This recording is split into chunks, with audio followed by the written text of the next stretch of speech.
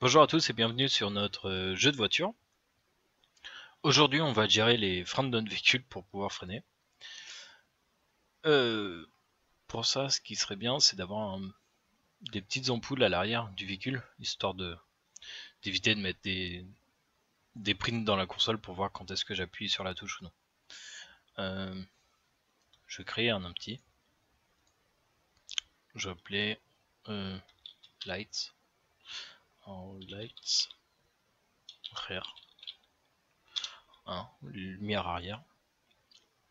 Je vais créer des petites spot point light. Je pense que ça devrait être bon. Je vais mettre à l'arrière du véhicule. Alors je vais mettre en ISO, histoire de bien placer mes petites lumières. Alors F, c'est à peu près là.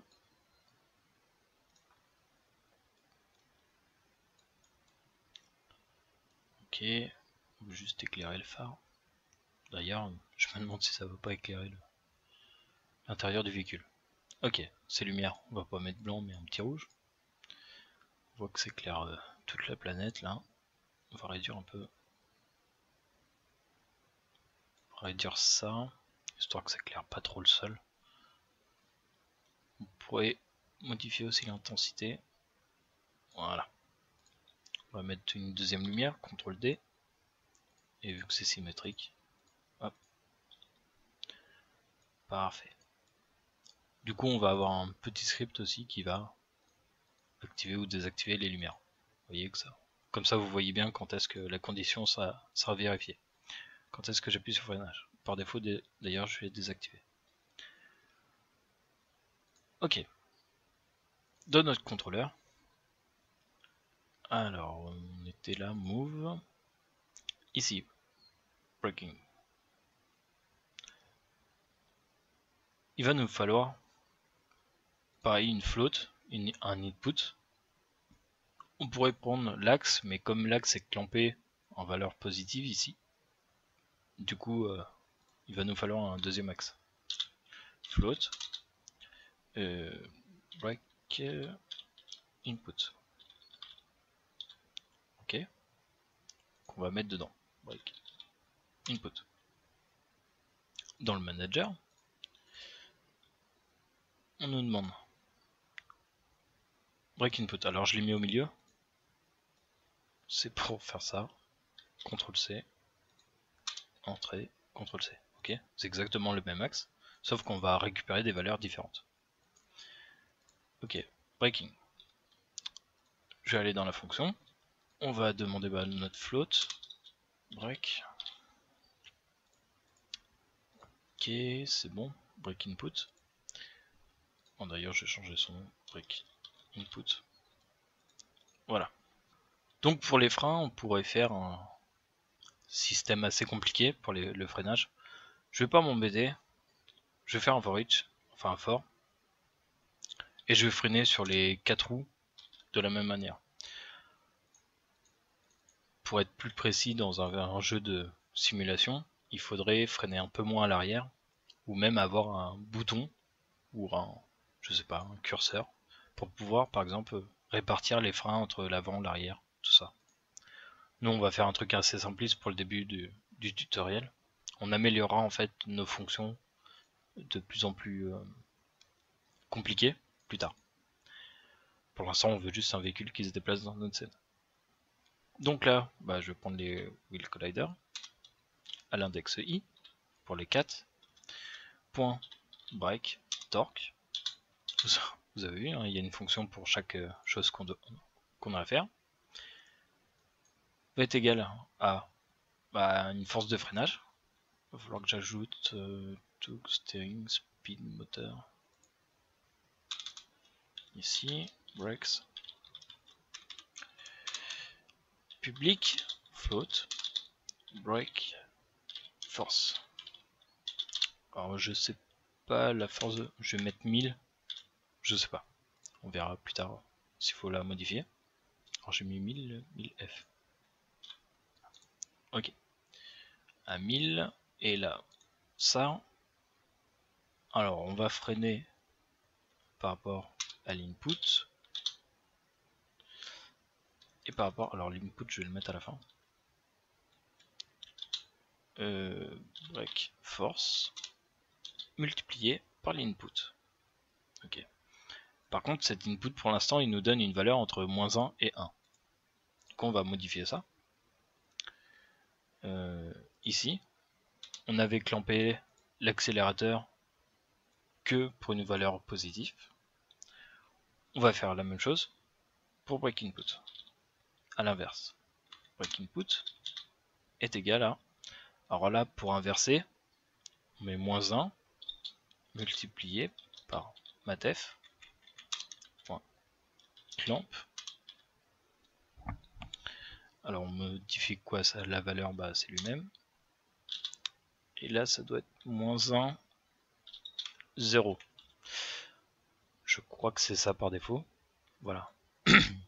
En négatif, -1 et 0. Vu qu'on fait un autre négatif ici, ça nous renvoie en fait à une variable entre 0 et 1. Okay, c'est pareil que l'input, sauf que là, il faudra appuyer sur S ou flèche du bas pour avoir cette valeur. Okay, je crois qu'on peut tester.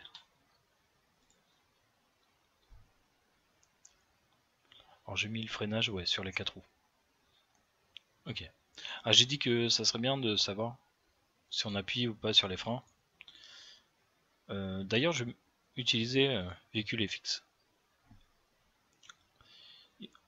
On va pouvoir besoin de ce GameObject qu'on va activer ou non suivant le freinage. Alors GameObject, je vais mettre son nom, Light-Rear. On va créer une public void break. Alors break light. On va activer ou non ce GameObject. Du coup, il va nous falloir un booléen qu'on va dire active. Active. Et on va dire que light rear.setActive, c'est un GameObject, sera égal en fonction de active. Ok.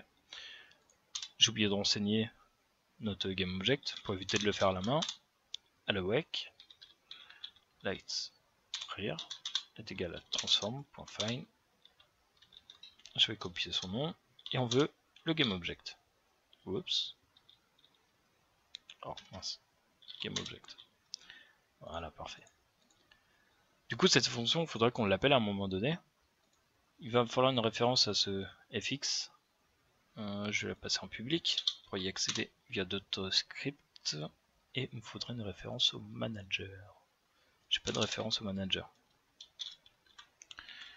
Manager, on va le mettre là. VHC manager. On va le référencer dans le wake. Avant tout le monde. Alors, véhicule manager est égal à getComponent. C'est sur le même objet. Manager. Tac. Ok. Et lorsqu'on va freiner, on va appeler notre fonction. Alors, manager. La variable véhicule fx et ça doit être break light. Ok. Il nous demande un boolean pour activer ou non les lampes à l'arrière. Nous on a un float qui va de 0 à 1. Du coup ça va être simple. On peut mettre directement ici break. Alors ça va être égal à break input supérieur ou égal à je sais pas si on peut mettre 1. Alors quand on freine, ça va de 0 jusqu'à 1. On peut mettre 1. On peut mettre par exemple 0,5 un peu entre les deux. Ok. Histoire ça s'active vraiment un tout petit peu avant qu'on sente le freinage. Ok. Ça va activer ou non le truc. Parfait. Et là ça renvoie bien un booléen, c'est une condition. Ok. Si je suis supérieur, il va envoyer true. Sinon, false. On peut tester notre jeu. Ça va compiler. Sauvegarder. Ah, j'ai tellement peur que ça crache. Ok. J'avance. Je freine. On voit que le véhicule freine. Je suis à l'arrêt. Mes lumières sont allumées. Parfait. On va voir comment qui réagit notre véhicule. Alors c'est un peu dommage, il n'y a pas de... Je fais... Oh là là là là, je fais vraiment des tout droits monstrueux. C'est vraiment pas terrible. Alors, colle, je vais prendre mes roues. Je vais augmenter leur accroche sur la route. Je sais pas, je vais peut-être mettre à 0,5. Enfin 1.5 pardon. Alors faut pas aller trop vite, hein, c'est des multiplicateurs stiffness.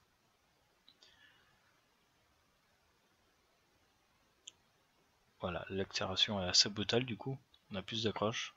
Ouais, parfait. Bon, c'est toujours impossible à conduire. Va falloir faire des petits réglages par-ci par-là. Alors les jeux de voiture c'est ce qui prend le plus de temps. C'est pas vraiment les scripts, c'est surtout le paramétrer le véhicule hein, pour que ça soit un minimum jouable.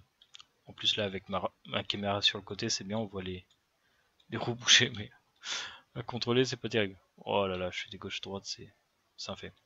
Mon véhicule est un petit peu puissant je trouve. Un petit peu trop puissant. Je vais passer à 1500. Un peu de puissance parce que je suis censé être un bon conducteur de base. Ok, je freine, un peu en avance. Ouais, on a presque pris notre premier virage. Ok. Alors c'est pareil, aussi quand j'arrête d'accélérer, mon véhicule, bah, il continue sa route. Hein. Alors ce qu'on pourrait faire, c'est une sorte de frein automatique. Genre par exemple, si j'appuie sur aucune touche, si j'accélère pas et que je freine pas, et ben on active une sorte de petit frein automatique. À savoir que le Rigid Body a déjà cette fonctionnalité avec les drags ici. En fait, les drags ralentissent le Rigid Body. Or drag, c'est directement sur lui, hein, sur les axes. Et angular, c'est quand l'objet est en train de tourner sur les mêmes. En fait, ça le ralentit. On pourrait jouer avec cette valeur-là, mais vaut mieux le faire via script. Comme ça, on pourra gérer les variables. Ok. Du coup, autobrakes. On va demander, est-ce qu'on accélère et ou sinon, est-ce qu'on freine? Du coup, on va demander de booléen. Accel. Booléen. Alors je vais marquer is brake et is accel. Il est en train d'accélérer. Je suis en train d'accélérer. Je suis en train de freiner. On va faire un petit if. En fait, on veut inverser la condition. Hein. C'est si je n'accélère pas et si je ne freine pas, je vais activer une sorte de petit frein automatique la voiture pour qu'elle ralentisse. Donc, on inverse is not accel. Alors c'est et ou c'est et, je veux que les deux soient faux.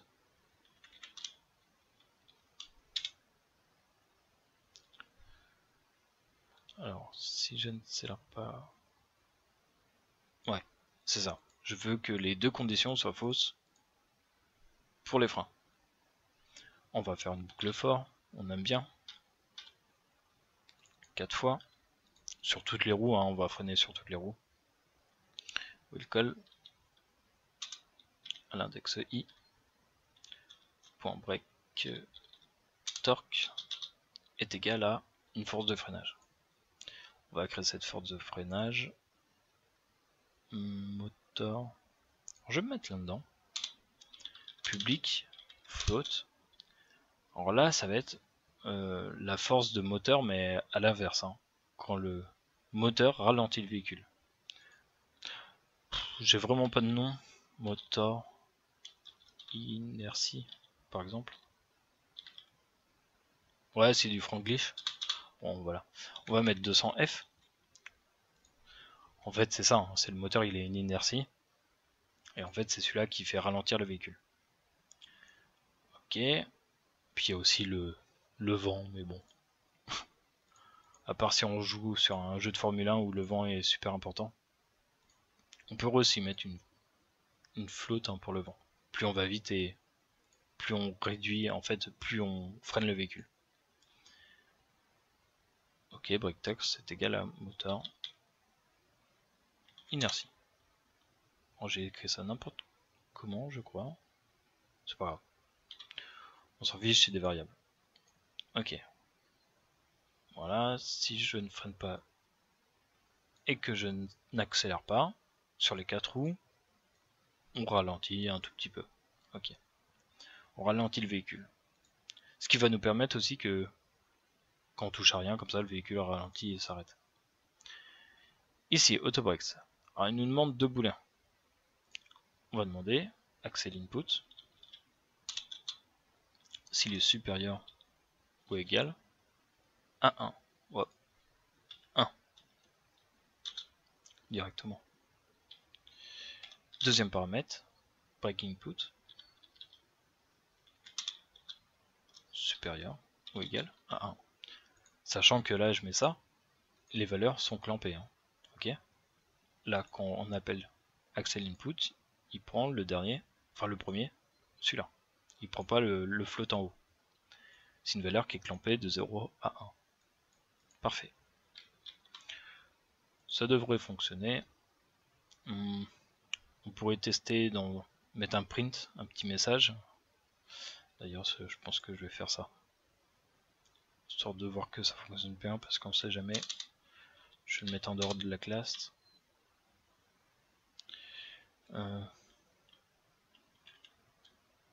Ouais, je vais mettre frein auto. Voilà, cette fonction sera appelée. D'ailleurs,